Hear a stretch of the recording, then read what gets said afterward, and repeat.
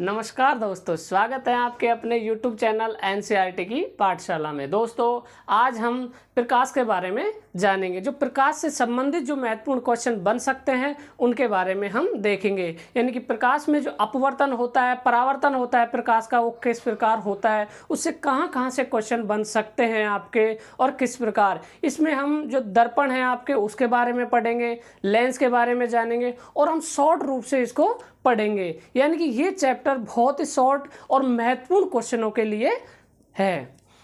तो पहला जो पॉइंट था आपका था प्रकाश के बारे में। पहला पॉइंट क्या था आपका? प्रकाश के बारे में था। यानी कि प्रकाश क्या है? प्रकाश सरल रेखाओं में गमन करता है। प्रकाश सरल रेखाओं में क्या करता है? गमन करता है। गमन करता है। क्या करता है? प्रकाश सरल रेखाओं में गमन करता है। उसके बाद में जो आपका प्रकाश का क्या था? विवर्तन था। प्रकाश का विवर्तन क्या था आपके? प्रकाश का विवर्तन। तो प्रकाश का विवर्तन में क्या होता है? यानी कि जब भी प्रकाश की किरण जा रही है, यानी कि प्रकाश की किरण के सामने अगर कोई छोटी वस्तु रख दे, यानी कि कोई प्रकाश की किरण आ रही है और उसके सामने कुछ रख दे, तो प्रकाश की जो किरण है वो अगर इधर टकरा के साइड से निकल जाएंगी, क्या होगा? प्रकाश की किरण कहाँ से निकल जाएंगी? साइडों से ऐसे निकल जाएंगी। उसे ही क्या कहते हैं? प्रकाश का विवर्तन कहते हैं। क्या कहते हैं? प्रकाश का विवर्तन कहते हैं। उसके बाद में था आपका जो प्रकाश का आधुनिक क्वांटम सिद्धांत। क्या था? प्रकाश का आधुनिक क्वांटम सिद्धांत। उसके बाद क्या था? प्रकाश का आधुनिक क्वांटम सिद्धांत है। इसमें बताया गया था कि प्रकाश ना तो तरंग है, प्रकाश ना तो तरंग है और ना ही क्या है? कण है। प्रकाश क्या है? ना तो क्या है? तरंग है, न तो क्या है? न तो तरंग है और न ही कण है। यानी कि इसमें न तो प्रकाश, जो प्रकाश है इसको न तो तरंग माना और न ही कण माना गया है। ठीक है। उसके बाद में आपके क्वांटम सिद्धांत के बाद में आता था समतल दर्पण था। क्या था आपके? समतल दर्पण के बारे में। क्या था आपके? समतल दर्पण के बारे में। तो जो समतल दर्पण था उसमें आभासी व सीधा, आभासी व सीधा। जो समतल दर्पण था आपके उसमें कैसा? आभासी व सीधा और वस्तु के साइज के समान। कैसा? वस्तु के साइज के बराबर, वस्तु के साइज के बराबर प्रतिबिंब बनता था। प्रतिबिंब बनता है तथा जितनी दूर बिंब होगा प्रतिबिंब भी उतनी ही दूर बनेगा। ये आपके क्या था? समतल दर्पण में था। यानी कि समतल दर्पण में जो प्रतिबिंब कैसा बनता था? आभासी व सीधा और वस्तु के समान साइज का बनता था।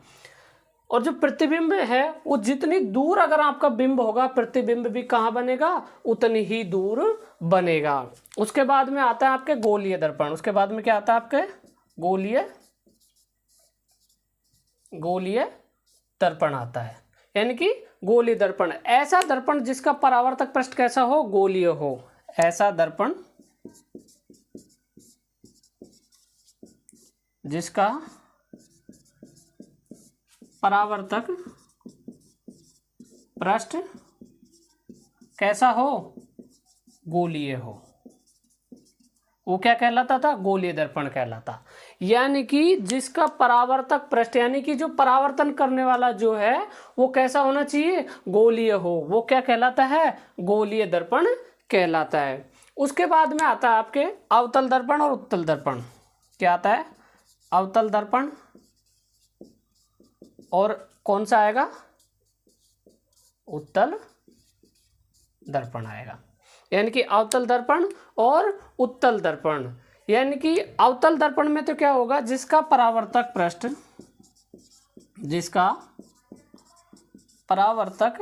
पृष्ठ अंदर की ओर धंसा हो, यानी कि जो आपका अवतल दर्पण है उसमें तो क्या होगा, जो परावर्तक पृष्ठ है ना वो अंदर की तरफ धंसा होगा। जैसे एग्जाम्पल में जो आपका चम्मच का मैंने उदाहरण बताया था, जो चम्मच होता है उसमें दो पृष्ठ होते हैं, एक तो जो अंदर की तरफ धंसा होता है और एक जो उभरा हुआ होता है। तो जो धंसा हुआ जो पृष्ठ होता है वो अवतल की तरह होता है। उसके बाद में आता है आपका उत्तल। उत्तल में होता है जिसका परावर्तक पृष्ठ उभरा हुआ हो, यानी कि जिसका जो परावर्तक पृष्ठ है वो कैसा हो, उभरा हुआ हो। जिसका परावर्तक पृष्ठ कैसा हो, उभरा हुआ हो, वो कैसा कहलाएगा, उत्तल दर्पण कहलाएगा। तो ये था आपके उत्तल दर्पण और अवतल दर्पण के बारे में। अब देखो, जो आपके उत्तल दर्पण और अवतल जो दर्पण है उसमें जो पॉइंट होते हैं, यानी कि ध्रुव और आपके फोकस दूरी, वो क्या क्या होते हैं उनके बारे में। तो इसमें पहला तो इसमें होगा आपके जो वक्रता केंद्र, यानी कि क्या होगा, वक्रता केंद्र होगा। इसमें वक्रता केंद्र होगा। उसके बाद में इसमें ध्रुव होगा, यानी कि पोल्स होंगे। ठीक है। उसके बाद में आपके होगी वक्रता त्रिज्या होगी, मुख्य अक्ष होगा, वक्रता त्रिज्या होगी, मुख्य अक्ष होगा। उसके बाद में आपके मुख्य फोकस होगा। क्या होगा, मुख्य फोकस होगा।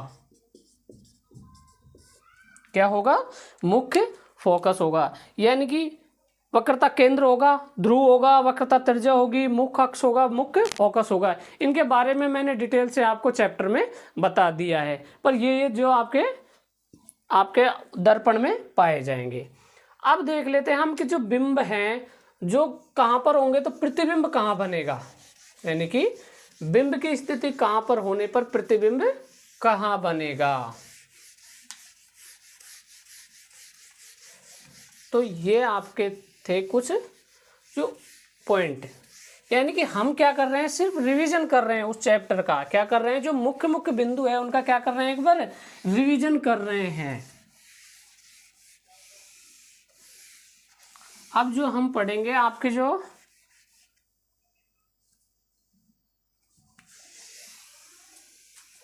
आपके अवतल है दर्पण, अवतल दर्पण के बारे में पढ़ेंगे। किसके बारे में पढ़ेंगे अब अपन, अवतल दर्पण के बारे में। अवतल दर्पण में जो बिंब बनना, अवतल दर्पण के बारे में, यानी कि अवतल दर्पण के बारे में हमने पढ़ लिया कि अवतल दर्पण क्या होता है, जिसका जो परावर्तक पृष्ठ होता है वो कैसा होगा, अंदर की ओर धंसा होगा। कहाँ होगा, अंदर की ओर धंसा होगा, उसे ही क्या कहेंगे, अवतल दर्पण कहेंगे। अब देखो इसमें बिंब कहाँ होगा, तो प्रतिबिंब कहाँ होगा। तो यहाँ लिख लेते हैं अपन बिंब की स्थिति। क्या लिख लेते हैं, बिंब की स्थिति। दूसरा आएगा प्रतिबिंब की स्थिति, प्रतिबिंब की स्थिति। तीसरा आएगा आपका प्रतिबिंब की साइज, प्रतिबिंब की साइज। और चौथा आ जाएगी प्रकृति, प्रतिबिंब की प्रकृति। ये आपको चार चीजें पता करनी होती है। क्या करना होता है, ये चार चीजें आपको पता करनी होती है। तो देखते हैं हम, अगर कोई बिंब कहाँ पर होगा तो उसका प्रतिबिंब कहाँ बनेगा, ये हम देख लेते हैं इस सारणी के। अगर कोई बिंब है आपका, वो अनंत पर है, कहाँ पर है, अनंत पर है, कोई बिंब कहाँ पर है आपका, अनंत पर है, तो जो उसका प्रतिबिंब बनेगा वो बनेगा फोकस पर। कहाँ बनेगा, फोकस पर। कहाँ बनेगा, फोकस पर बनेगा। और कैसा बनेगा, अत्यधिक छोटा बनेगा। कैसा बनेगा, अत्यधिक छोटा बनेगा। और प्रकृति कैसी होगी, जो प्रतिबिंब की जो प्रकृति होगी वो वास्तविक बनेगा। और कैसा बनेगा, उल्टा बनेगा। कैसा बनेगा, वास्तविक और उल्टा बनेगा। दूसरा जो आता है वो आता है आपके कि जो आपका बिंब है वो अब कहाँ है, सी से परे है। कहाँ है आपके, सी से परे है। अगर दूसरी स्थिति कहाँ थी आपकी, सी से परे हैं, तो जो आपका प्रतिबिंब की जो स्थिति आएगी वो कहाँ पर आएगी, एफ तथा सी के बीच। एफ तथा सी के बीच आएगी। कैसा बनेगा, अब छोटा बन जाएगा। पहले तो अत्यधिक छोटा बन रहा था, अब कैसा बन जाएगा, छोटा। और वही बनेगा वास्तविक व उल्टा बनेगा। कैसा बनेगा, वास्तविक व उल्टा बनेगा। पहले तो आ गया अनंत पर, दूसरा आ गया सी पर, और तीसरा आ गया सी से परे, और तीसरा आ गया सी पर। तीसरा कहाँ जाएगा, सी पर, यानी कि सेंटर पर। तो अगर सी पर है तो प्रतिबिंब बनेगा सी पर ही। कैसा, कहाँ बनेगा, सी पर ही बनेगा। और कैसा बनेगा, समान साइज का बनेगा। अब कैसा बनेगा, समान साइज का बनेगा। और कैसा बनेगा, वास्तविक व उल्टा ही बनेगा। कैसा बनेगा, वास्तविक व उल्टा ही बनेगा। ये आ गया सी पर। उसके बाद में आ जाता है सी तथा एफ के बीच। क्या आ जाएगा, सी तथा एफ के बीच। एफ के बीच। अब सी तथा एफ के बीच पे आने पर जो आपका प्रतिबिंब बनेगा वो बनेगा सी से परे। कहाँ बनेगा, सी से परे बनेगा। अब कैसा बनेगा, थोड़ा बड़ा बनेगा। कैसा बनेगा, बड़ा बनेगा। और वही कैसा बनेगा, वास्तविक तथा उल्टा बनेगा। वास्तविक तथा उल्टा बनेगा। ये आ गई आपकी स्थिति सी तथा एफ के बीच। फिर अब आ जाती है आपकी एफ, यानी कि फोकस पर। एफ पर कहाँ पर आ जाती है, फोकस पर। जब आपका बिंब अगर फोकस पर होगा तो प्रतिबिंब कहाँ बनेगा, अनंत पर बनेगा। कहाँ बनेगा, अनंत पर। कहाँ बनेगा, अनंत पर बनेगा। और अब कैसा बनेगा, अत्यधिक बड़ा। कैसा बनेगा, अत्यधिक बड़ा बन जाएगा। और कैसा बनेगा, अभी भी वास्तविक व उल्टा बनेगा। कैसा बनेगा, वास्तविक व उल्टा बनेगा।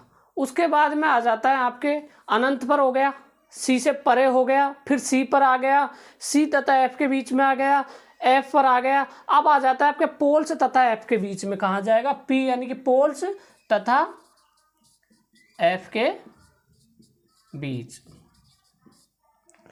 अगर आपके पोल्स तथा एफ के बीच में बनेगा तो आपके अब बन जाएगा दर्पण के पीछे। कहाँ बन जाएगा, दर्पण के पीछे बन जाएगा। और कैसा बनेगा, अब बहुत बड़ा बनेगा। बहुत, यानी कि अब कैसा बन जाएगा, बहुत बड़ा बन जाएगा। और कैसा बनेगा, अब आभासी बन जाएगा। अब कैसा बन जाएगा, आभासी तथा सीधा बनेगा। अब कैसा बन जाएगा, आभासी तथा सीधा बन जाएगा। तो ये थे आपके अवतल दर्पण के जो बिंब की स्थिति कहाँ होगी तो प्रतिबिंब कहाँ बनेगा, यानी कि बिंब की स्थिति कहाँ होगी तो प्रतिबिंब कहाँ बनेगा। ऐसे ही आपके क्या होगा, उत्तल दर्पण में होगा। ऐसे ही आपके किस में होगा, उत्तल दर्पण में होगा। तो उत्तल दर्पण भी हम देखेंगे। तो ये चीज़ थी आपके किस में, ये चीज़ है आपके अवतल दर्पण में। किस में है, अवतल दर्पण में। अब देख लेते हैं उत्तल दर्पण के बारे में। किस में देख लेते हैं, उत्तल दर्पण के बारे में। मैंने आपको बता ही दिया सी क्या होता है, एफ क्या होता है, पी क्या होता है। ये चीज़ हमने आपको पूरे सार से जब हमने आपको पढ़ाया था तो उसमें आपको सारी चीज़ें एक एक चीज़ों के बारे में बताया है। अगर किसी भी विद्यार्थी को अगर पता नहीं है तो पहले हमारी जो पिछली क्लासें हैं वो जाकर ज़रूर देखें, क्योंकि आपको अगर पूरी क्लास देखोगे आप तो आप इसको अच्छे से समझ पाओगे, अन्यथा इसको समझना कठिन है। अन्यथा इसको समझना कठिन है। अब आ जाता है आपके उत्तल दर्पण। अब कौन सा आ जाएगा आपके उत्तल दर्पण के बारे में। अब कौन सा आ जाएगा आपके उत्तल दर्पण। पहले हम अवतल पढ़ चुके हैं, अब पढ़ेंगे हम उत्तल दर्पण के बारे में। यानी कि उत्तल दर्पण में जब बिंब कहाँ पर होगा तो प्रतिबिंब कहाँ बनेगा। तो उत्तल दर्पण है, उसमें आपके अगर बिंब अनंत पर है, बिंब की स्थिति कहाँ है, अनंत पर है। बिंब की स्थिति कहाँ है, अगर अनंत पर है तो जो आपका प्रतिबिंब बनेगा वो कहाँ बनेगा, फोकस पर। कहाँ बनेगा, फोकस पर। लेकिन कहाँ बनेगा, दर्पण के पीछे। कहाँ बनेगा, दर्पण के पीछे बनेगा। और किस प्रकार का बनेगा, अत्यधिक छोटा बनेगा। अत्यधिक छोटा बनेगा। कैसा बनेगा, अत्यधिक छोटा बनेगा। और जो प्रकृति है उसकी, जो प्रकृति वो जो कैसी प्रकृति का बनेगा, मतलब उसकी होगी आभासी व सीधा। कैसा बनेगा वो, आभासी व सीधा बनेगा। कैसा बनेगा वो, आभासी व सीधा बनेगा। तो पहली स्थिति तो ये हो गई है आपकी। यानी कि जब आपका बिंब अगर अनंत पर है तो आपका जो प्रतिबिंब बनेगा वो फोकस पर बनेगा, लेकिन दर्पण के पीछे बनेगा। कैसा बनेगा, अत्यधिक छोटा बनेगा और आभासी व सीधा बनेगा। दूसरा आता है आपके, यानी कि अनंत तथा, दूसरा आता है आपके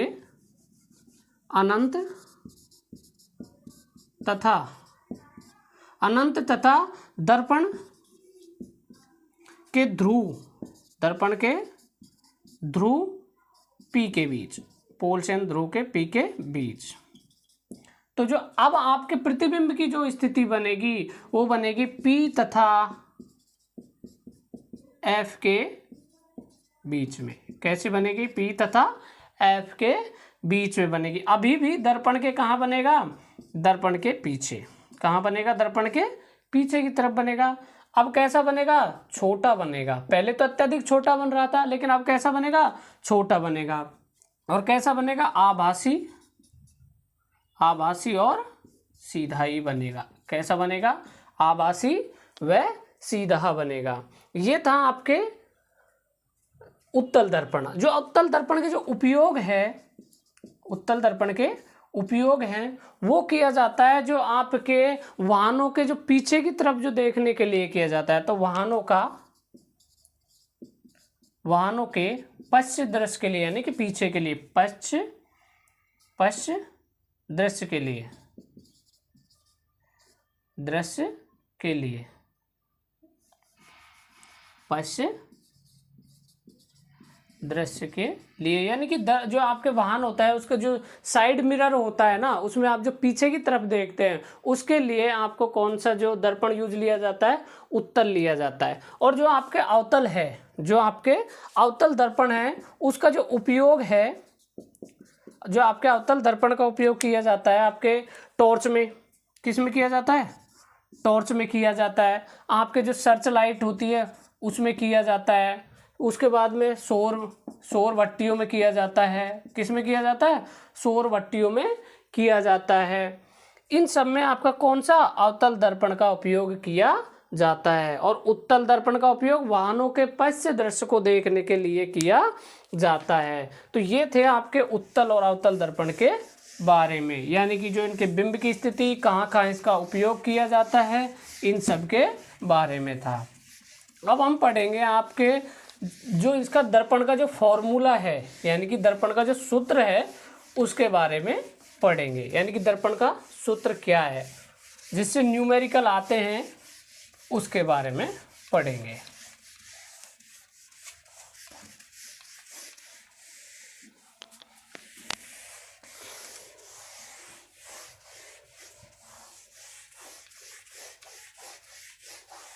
तो हमने दर्पण के बारे में तो पढ़ लिया, अब पढ़ते हैं दर्पण सूत्र।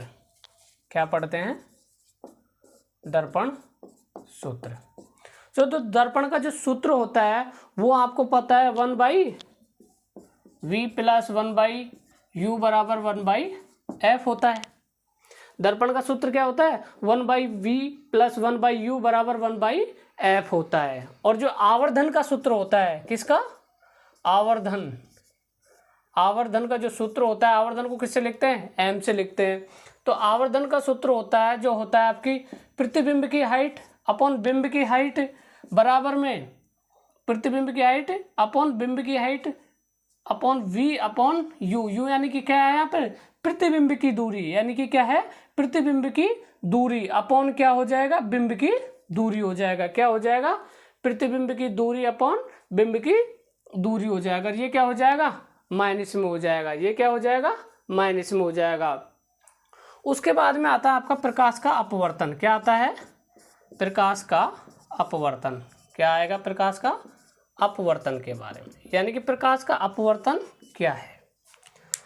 तो जो प्रकाश का, आपको मैंने परावर्तन तो बता ही दिया। अगर कोई भी किरण, प्रकाश का परावर्तन क्या होता है, अगर प्रकाश की कोई भी किरण किसी समतल सतह से टकराकर उसी और लौट जाती है तो वो प्रकाश का क्या होता है, परावर्तन कहलाता है। जैसे परावर्तन की खासियत ये है कि जो आपका जो आने वाली जो किरण है और जो जाने वाली किरण है, यानी कि आपतन किरण और परावर्तन किरण के जो कोण का जो मान है वो हमेशा कैसा होगा, बराबर होगा। यानी कि आपतित किरण और परावर्तित किरण के जो कोण का मान होगा वो हमेशा बराबर होगा। ये किसमें था, आपका परावर्तन में था। और जो आपका अपवर्तन है, जो अपवर्तन है उसमें क्या होगा, जब भी प्रकाश की किरण एक माध्यम से दूसरे माध्यम में, यानी कि प्रकाश के परावर्तन में सिर्फ एक माध्यम की आवश्यकता पड़ रही थी, लेकिन अपवर्तन तभी होगा जब दो माध्यम होंगे। कितने माध्यम, कम से कम दो माध्यम होंगे, जब ही आपका अपवर्तन हो पाएगा।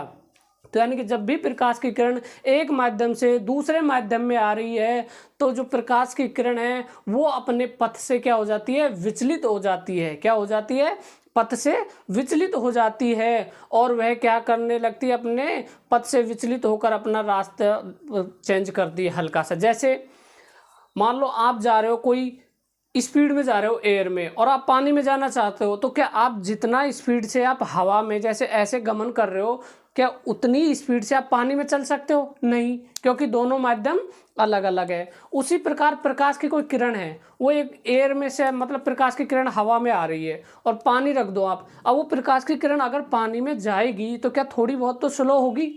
तो जब एक माध्यम से दूसरे माध्यम में आ रही है किरण, तो उसमें क्या हो रहा है, अपवर्तन हो रहा है कि जो उसकी प्रकाश की जो किरण है उसके वेग में क्या हो रहा है, परिवर्तन हो रहा है। यानी कि क्या हो रही है, वो स्लो हो रही है। क्या हो रही है, वो स्लो हो रही है, इसलिए उसमें क्या होता है, अपवर्तन हो जाता है। यानी कि अगर एयर से आ रही है और पानी में जा रही है तो पहला माध्यम कौन सा होगा, एयर का माध्यम हो गया। दूसरा माध्यम कौन सा हो गया, जल का माध्यम हो गया। तो प्रकाश क्या करती है, एक माध्यम से दूसरे माध्यम में आ रही है। तो जो विरल माध्यम, यानी कि जो एयर का माध्यम है वो कैसा है, विरल माध्यम है। और जो पानी का माध्यम कहलाएगा वो कहलाएगा सघन माध्यम कहलाएगा। कैसा माध्यम कहलाएगा, सघन माध्यम कहलाएगा। तो जब भी कोई प्रकाश की किरण विरल माध्यम से सघन माध्यम में आएगी तो प्रकाश की किरण अपने पथ से विचलित हो जाएगी और वो क्या करेगी, अभिलंब की तरफ झुक जाएगी। अभिलंब क्या होगा, जो बीचों बीच में उसको डिवाइड करेगा। क्या करेगा, बीचों बीच में उसको दो भागों में डिवाइड करेगा, तो अभिलंब के तरफ झुक जाती है। लेकिन अगर वही प्रकाश की किरण अगर सघन माध्यम से, कहाँ से, सघन माध्यम से विरल माध्यम में जाती है तो वो क्या करती है, अभिलंब से क्या हो जाती है, दूर हो जाती है। जैसे मान लो पानी से अगर कोई प्रकाश की किरण निकल के एयर में जा रही है तो पानी का माध्यम कैसा हो गया, सघन हो गया। और पानी से जैसे ही वो निकल के बाहर आएगी और वो सरल जो आपका विरल माध्यम है उसमें प्रवेश करेगी तो उसकी स्पीड क्या हो जाएगी, तेज हो जाएगी। और वो कहाँ क्या कैसे व्यवहार करेगी, वो क्या करेगी, अभिलंब से दूर हटने की कोशिश करेगी। क्या करेगी, अभिलंब से दूर हटने की कोशिश करेगी। इसे ही क्या कहते हैं, प्रकाश का अपवर्तन कहते हैं। क्या कहते हैं, प्रकाश का अपवर्तन कहते हैं। यानी कि जब भी हम लिख सकते हैं, जब भी प्रकाश की किरण एक माध्यम से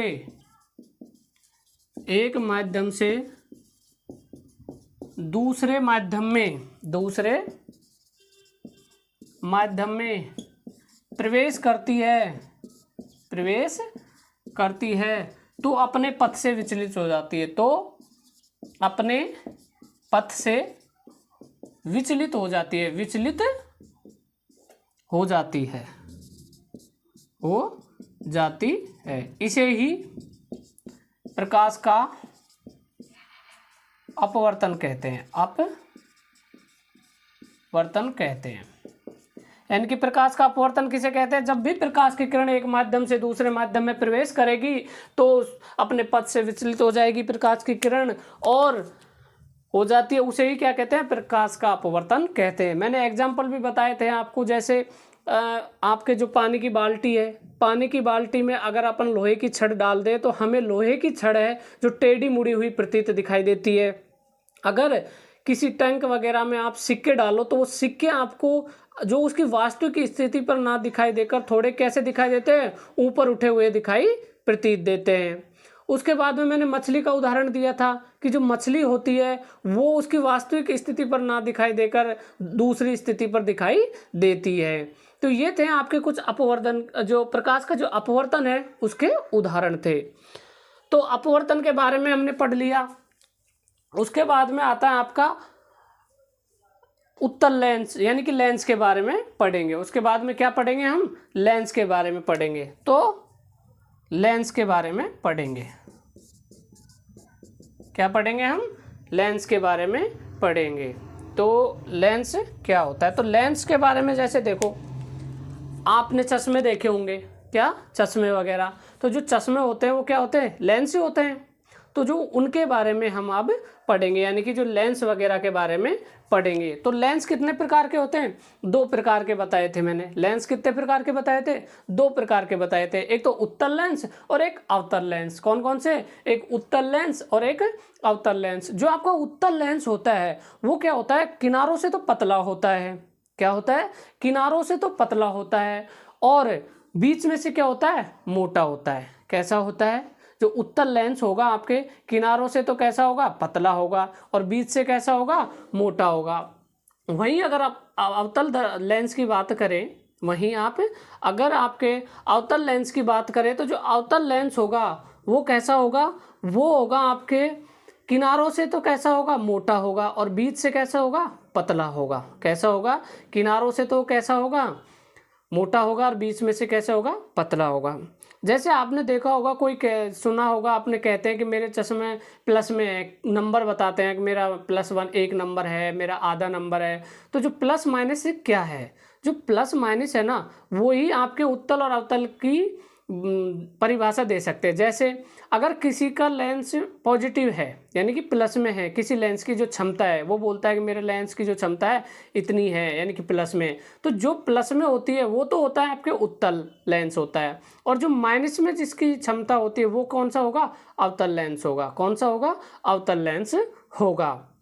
तो माइनस वाला कौन सा होगा? अवतल होगा और प्लस वाला कौन सा होगा?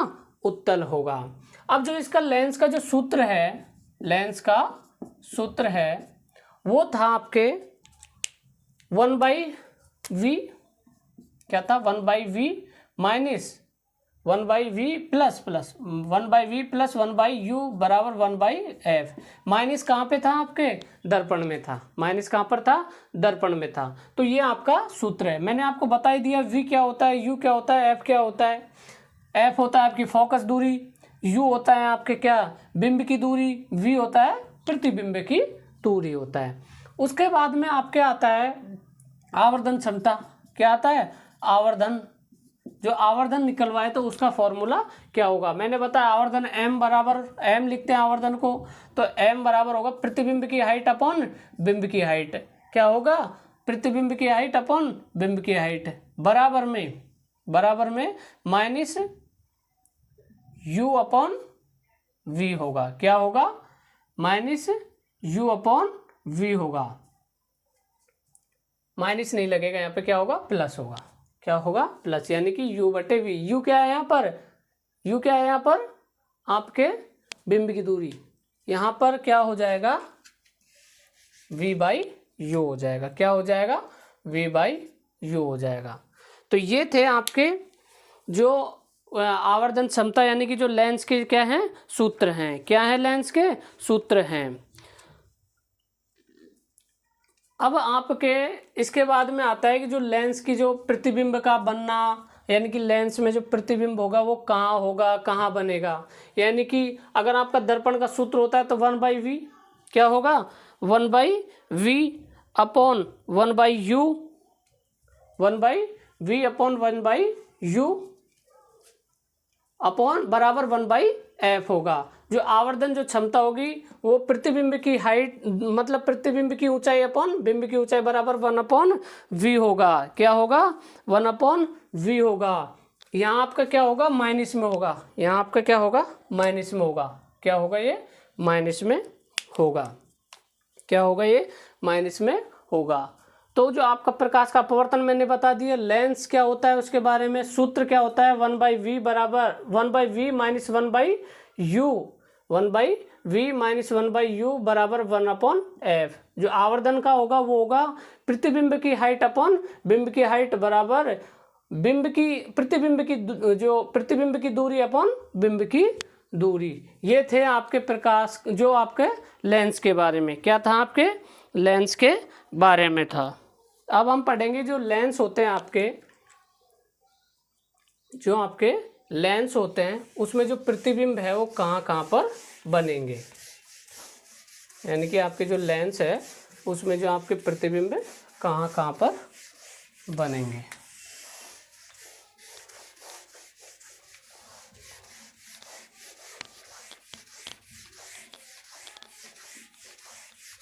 दर्पण पढ़ लिया, लेंस पढ़ लिए। अब लेंस के क्या पढ़ेंगे हम, लेंस के जो आपके बिंब और प्रतिबिंब कहाँ कहाँ पर, यानी कि बिंब कहाँ पर होगा तो प्रतिबिंब, यानी कि वस्तु कहाँ रखने पर उसका प्रतिबिंब कहाँ बनेगा।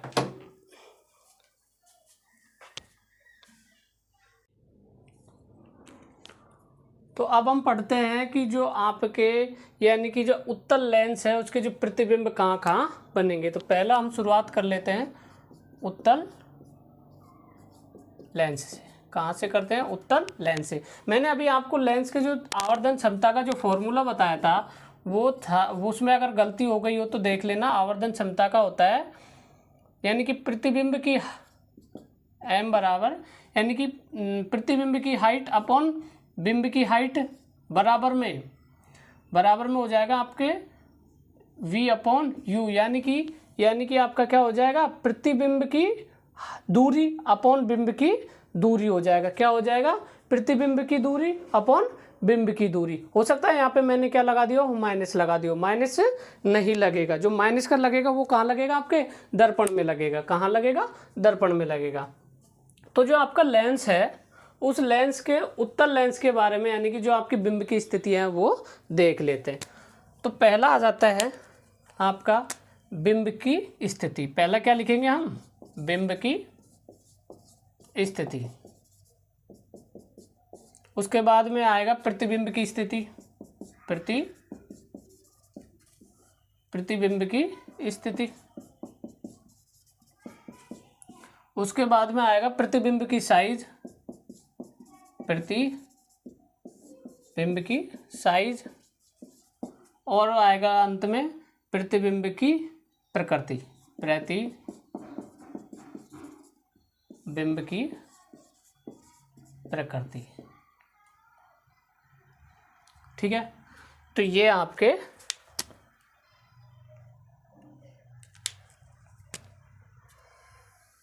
यानी कि इन चीज़ों का हमें पता करना है। अगर हमें बिंब की स्थिति का पता होगा तो बाकी की चीज़ों को हमको पता करना है।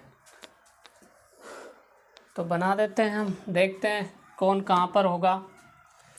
तो देखो, जब आपका बिंब की स्थिति अगर अनंत पे होगी तो यानी कि बिंब कहाँ होगा, अनंत पर होगा।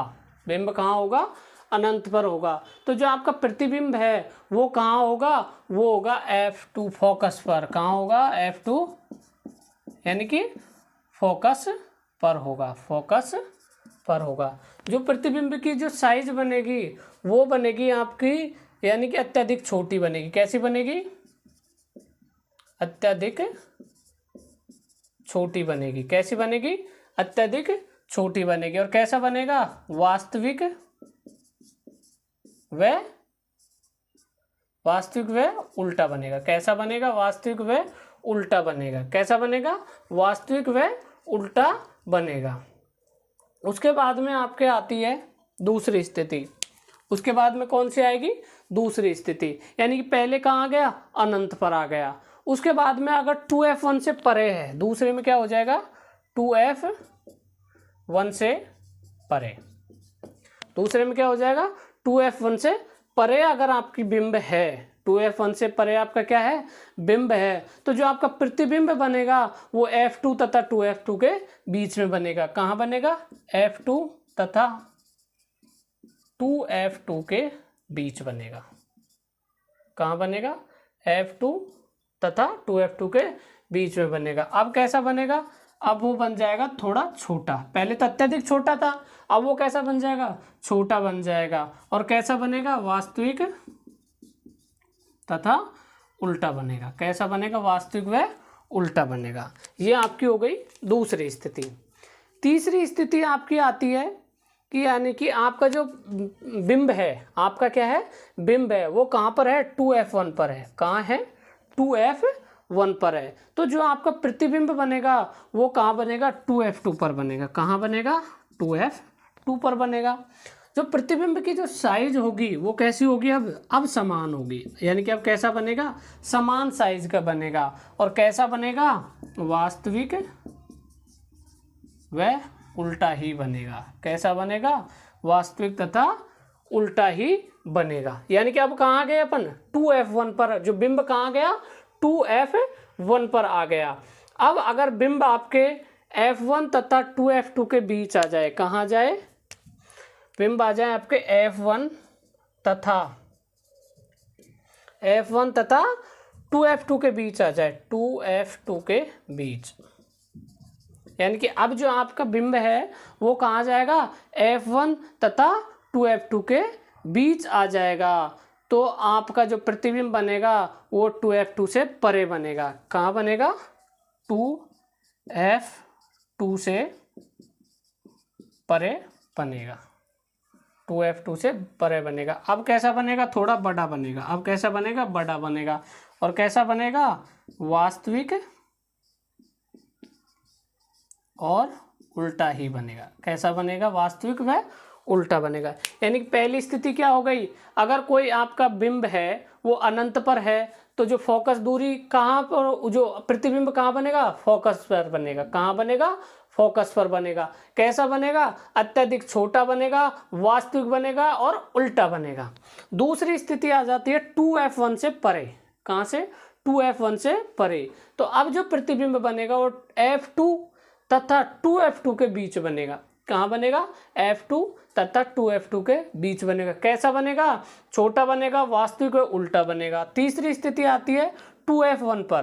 कहाँ से आती है? 2f1 पर। 2f1 पर।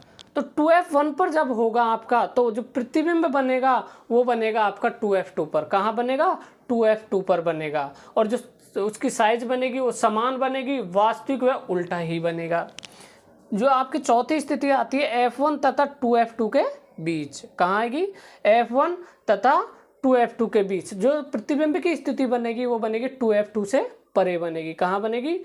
2f2 से परे बनेगी। और जो आपका बिंब बनेगा, जो इसकी साइज होगी वो कैसी होगी? बड़ा होगा और वास्तविक व उल्टा होगा। उसके बाद में आता है आपकी पांचवा आता है आपके अगर फोकस f1 पर हो, यानी कि प्रतिबिंब कहाँ हो? फोकस f1 पर हो। फोकस f1 पर हो। कहाँ हो? फोकस f1 पर हो। तो जो प्रतिबिंब बनेगा वो कैसा बनेगा? अनंत। कहाँ बनेगा? पहले तो अनंत पर बनेगा। कहाँ बनेगा? अनंत पर बनेगा। और उसके बाद में जो आपका प्रतिबिंब कहाँ बनेगा? अनंत पर बनेगा। और कैसा बनेगा? बहुत बड़ा बनेगा। कैसा बनेगा? बहुत बड़ा बनेगा। और कैसा बनेगा? वास्तविक व उल्टा ही बनेगा। अभी भी कैसा बनेगा? वास्तविक तथा उल्टा ही बनेगा। तो यानी कि आपकी पांचवी स्थिति कहाँ गई? अगर जो आपका बिंब है वो कहाँ पर है? फोकस पर है। तो प्रतिबिंब कहाँ बनेगा? अनंत पर बनेगा।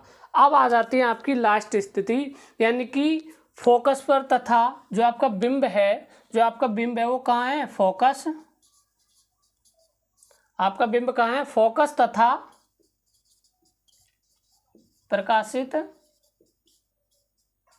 फोकस तथा जो प्रकाशित यानी कि केंद्र के बीच, कहाँ है, केंद्र के बीच। अब जो आपका है वो कहाँ है, फोकस तथा केंद्र के बीच में है, यानी कि केंद्र के बीच यानी कि ओ, जो आपका केंद्र के बीच में है। तो जो आपका अब जो आपका प्रतिबिंब बनेगा, अब जो आपका जो प्रतिबिंब बनेगा वो अब बनेगा यानी कि जिस और लेंस है उस ओर ही बन जाएगा। कहाँ बनेगा, जिस और लेंस है, जिस और लेंस होगा उसी और बन जाएगा, उसी और बन जाएगा। और बनेगा कैसा, बड़ा बनेगा। लेकिन अब कैसा बनेगा, वास्तविक उल्टा न बनकर अब कैसा बन जाएगा, आभासी तथा सीधा बनेगा, आभासी तथा सीधा बनेगा। कैसा बनेगा, आभासी तथा सीधा बनेगा। तो ये थे आपके उत्तल लेंस के बारे में, ये क्या था आपके उत्तल लेंस के बारे में। यानी कि हमने उत्तल लेंस के बारे में देखा था, अनंत पर था तो f2 पर फोकस पर, अत्यधिक छोटा, वास्तविक है उल्टा। 2f1 पर आया तो f2 पर और 2f के बीच में चला गया। 2f1 पर आया तो 2f2 पर प्रतिबिंब बनेगा, और f1 तथा 2f2 के बीच है तो 2f2 से परे बनेगा। f1 पर है तो अनंत पर बनेगा। और फोकसर तथा आपके जो ओ है प्रकाश यानी कि सेंटर के जो सेंटर उसके बीच में है तो वो उसी ओर बन जाएगा जिस ओर आपका लेंस होगा। और कैसा बनेगा, बड़ा व आभासी व सीधा बनेगा। तो ये थे आपके उत्तल लेंस के बारे में। अब देख लेते हैं हम आपके अवतल लेंस के बारे में। किसके बारे में देखते हैं, अब अवतल लेंस के बारे में देखते हैं। यानी कि हमने उत्तल लेंस पढ़ लिया, अब पढ़ेंगे हम अवतल लेंस के बारे में। किसके बारे में, अवतल लेंस के बारे में।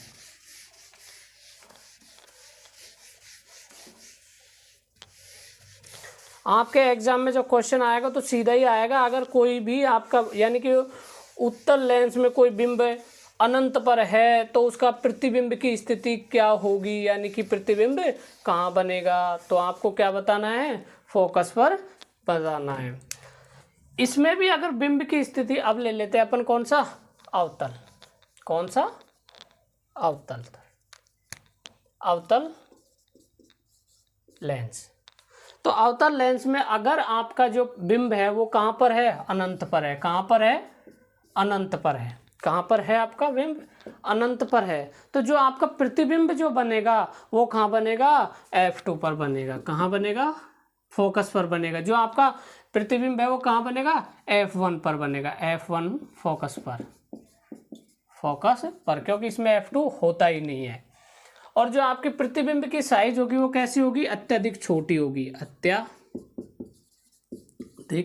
छोटी होगी। और जो आपका प्रतिबिंब की जो प्रकृति होगी वो आभासी व सीधा बनेगा। कैसा बनेगा, आभासी व सीधा बनेगा। यानी कि इधर की तरफ ही बन रहा है तो आभासी व सीधा बनेगा। ये होती है आपकी पहली स्थिति। दूसरी हो जाएगी आपकी कि अनंत तथा अनंत तथा अनंत तथा अनंत तथा अनंत तथा लेंस के प्रकाशित बिंदु, लेंस के प्रकाशित बिंदु, लेंस के प्रकाशित बिंदु ओ के बीच, ओ के बीच। तो जो अब आपकी स्थिति जो बनेगी यानी कि जो प्रतिबिंब की स्थिति बनेगी वो बनेगी f1 तथा o के बीच, f1 तथा o के बीच। कैसा बनेगा, छोटा बनेगा। कैसा बनेगा, छोटा बनेगा। और कैसा बनेगा, आभासी तथा सीधा बनेगा, आभासी तथा सीधा बनेगा।